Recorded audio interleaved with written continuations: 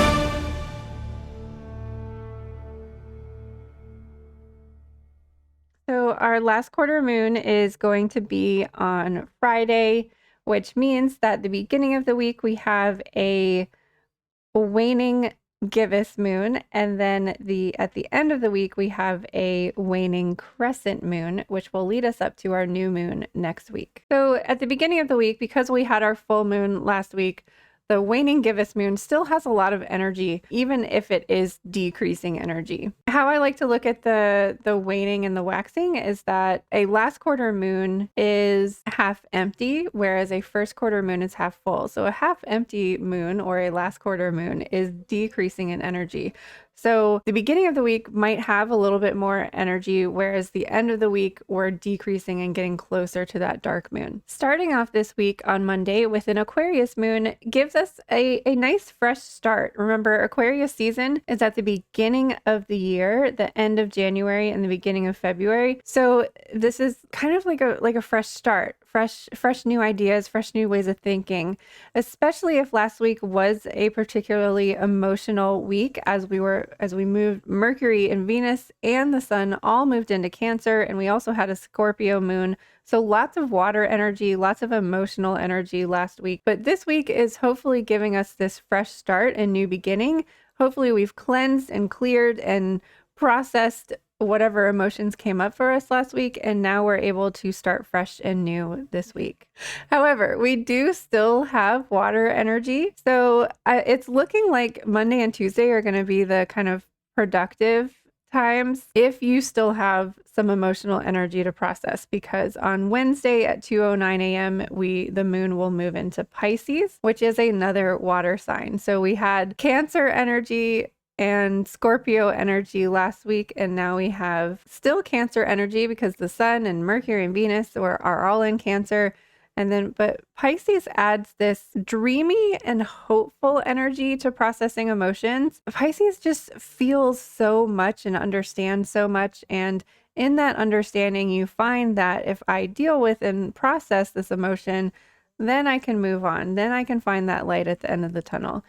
And Pisces again is dreamy. So we're feeling hopeful. We're looking forward to things. We're letting our mind wander and float off into the clouds. So that's why I was saying that Monday and Tuesday are probably going to be more productive than Wednesday and Thursday because of the dreamy element and spacey element of Pisces energy. So we'll be in Pisces energy all day Wednesday and all day Thursday, and we'll move into Aries early at 4:52 a.m. Friday morning. So we're closing out this week with fire energy. So if you spaced out a little bit in the middle of the week, Friday might kind of kick your butt into gear and get those last minute things crossed off your list and taken care of before we head into an Aries weekend. We'll be in Aries for Friday and Saturday, and then Sunday around 8:01 a.m. is when we move into Taurus, and we'll be starting off next week with that Taurus Earth energy. So the other thing I do want to point out about this week is that Saturn is going retrograde on the 29th. So Saturn is the planet of boundaries and restrictions, And when it's in retrograde, it helps us reevaluate those lines that we have set for ourselves, those boundaries, and boundaries can be something that keeps you safe and protected, but it can also be something that is restricting you. So it's kind of reevaluating, is this boundary keeping me safe, or is it restricting me from things that I want to do and want to explore? So we're just kind of like redefining our boundaries when Saturn is retrograde. And when we look at our astro dashboard here, you'll see that Saturn is going to stay retrograde until November. So currently we have Pluto also retrograde at this time. And as you can see, we have a lot of, we've got Chiron and Neptune going retrograde next, and we are going to slowly see more and more planets go retrograde throughout the rest of the summer. So what do we do on Aquarius days? Aquarius air days, we want to think about things, we want to find fresh and new ideas and ways of doing things. On Pisces water days, we want to allow for that dreamy and playful, spacey kind of energy. And on Aries days, we want to use that fire energy to activate and start things. And with a waning Aries moon, we can also burn things away and release as we're preparing for the new moon next week. And closing out the week with Earth energy is going to help us get grounded and stable, and again starting off fresh next week. So I feel like this card completely depicts Pisces energy, that like floating off into dreamland kind of energy. So let's see what this card is. We've got ecstasy, bliss, and belief. There will come a moment when you feel sublimely and perfectly connected, when the sheer life force of the universe is directly linked to your own place of power. Within this moment and this place, you have alignment, where all you have wanted becomes all that you are. You are enough, and you truly believe that, and therefore you will move forward in the direction of the soul's greatest desire. This time is coming for you, and all you need to do is remember that you are enough and open yourself up to the power of the energy that has sought to reach you for so long. In this moment, there is no fear. In this moment, there is no hesitation. In this moment, the inner chatter of the voices of family and society, and even the fragmented aspects of ourselves, still and step back and let the pure connection between the universe and the fragment of the universe, which is your soul, rebond and reclaim the belief that you are blessed and deserve this wonder. When this card comes, my friend, allow yourself to open up and absorb the power that is yours at this moment. It is time to connect and to take that leap of faith, and to know that if the connection is cared for and maintained and believed in, you can fly. It is no great project, nor is it about power in this world. It is about the experience that proves to us once again that you are a child of the universe and you are beloved. Prepare to have faith restored and for the ecstasy of the spirit to move through you once again. The illumination here is I am enough. I am part of the wonder that is the universe, and I am loved. I will wait no longer. Instead, I leap into the embrace of the universe. So what a powerful card for this week, especially after the craziness of last week. I hope that you are feeling this card, resonating with this card. I hope that everybody is feeling inspired to just take off and fly. This makes me think of Peter Pan and sprinkling fairy dust and thinking happy thoughts. So I love that for this week. I hope that it is true. I hope that it is true. Our chakra card, again, a solar plexus. We had a solar plexus last week too. Empowered oneness. Allow yourself to see the light in others, and you will illuminate your own being.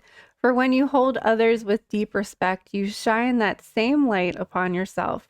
Let this light radiate from deep within you, bringing energies of power, prosperity, and courage to all who cross your path. This process becomes easy and automatic once you remember that we are all one, and you are being called upon to enjoy unity consciousness as a source of power in the world. So again, this is a solar plexus. The crystal they recommend is golden calcite, and the herb is turmeric to connect to this energy. And last but not least, again, we've got some yellow, bright, sunny, sprinkling fairy dust kind of energy with citrine, a solar plexus stone that offers mental clarity and attracts prosperity. It's a powerful stone of manifestation and money magic, and the perfect tool to work with for all things abundance. Citrine, also called the merchant stone, continually transforms your energy with its vibrant, expansive power. The affirmation is, I am open to receive abundance. Put your hands out like this person that's jumping off off the cliff here, like the Fool card, and be open to receiving abundance this week. Well, I'm excited for this week. I hope that these cards are true for most of us, and I hope that you have a wonderful, happy, think happy thoughts kind of energy this week. And I can't wait to see you on the other side of the looking glass again sometime soon.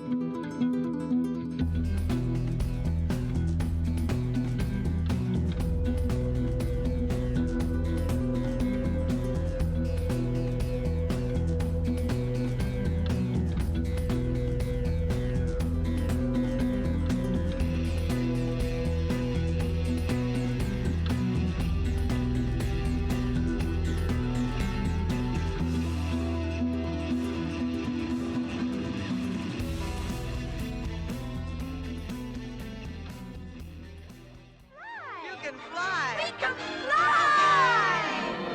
Come on, everybody. Here we go.